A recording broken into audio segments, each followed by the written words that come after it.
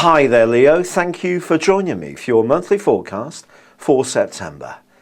The month begins with the planets located, the two main inner planets of the Sun and Mercury, in your sector of resources. In a practical context, this is about cash. In a more emotional one, it's about our values. It's about the foundations in our life. It has the kind of feel of Taurus.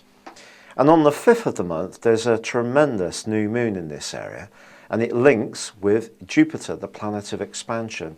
But that's located now in the most spiritual part of your horoscope. So this may say to you over the following month, some of the things that you're chasing in life, although they may be of a material nature, do also look at in your thinking the things that you already have. Some of these may be much less tangible, but they're still hugely valuable. But this is also a month when Mars plays a key role. Now Mars from the 10th to the 20th is going to be forging a fantastic link with Uranus. So what's the significance for you? Well, Mars is going to be in your sign. Mars is a go-getting planet. It's about neat physical energy, but it's about instant gratification.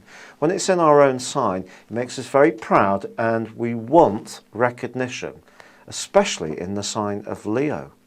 Often people who play in bands or are actors have Mars in Leo, even if they themselves are not born under the sign of the lion.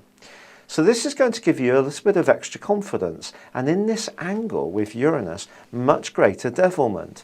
Because Leo, although you are a ground sign, you are a fire sign, and you often like to take the lead, there is another part of you that can find it quite hard to get going on anything that's new.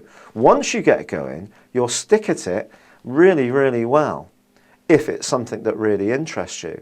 And this particular aspect is fantastically unique because it can see you bolder and braver than perhaps ever before. It's going to give you a fantastic opportunity to rip down any barriers that you've been putting on yourself to doing things that are more exciting, more varied, and much more interesting. And perhaps some of the reason for that has been your own lack of confidence. If that rings a bell, then this is an opportunity to overcome some of those limitations. The problem is that Mars is also being blocked this month by Saturn, the planet of restriction. As so often happens in astrology, we get different influences going on at different times. I think the block with Saturn suggests that somebody close to you may not actually be very happy that you're wanting to change the status quo. For them, they might like things as they are, or this could be you. So the trick here is not to project any limitations that you experience because Mars is clashing with Saturn, to avoid projecting that frustration onto anyone else, particularly in the first 2 weeks of this month. Now Venus is going to be in quite a practical part of your horoscope, and it does forge an interesting link with Neptune from the 12th to the 16th. When it comes to your financial situation, remain fluid, remain open-minded to imaginative ways of doing things. But Venus then goes on to clash also with Saturn in week 3.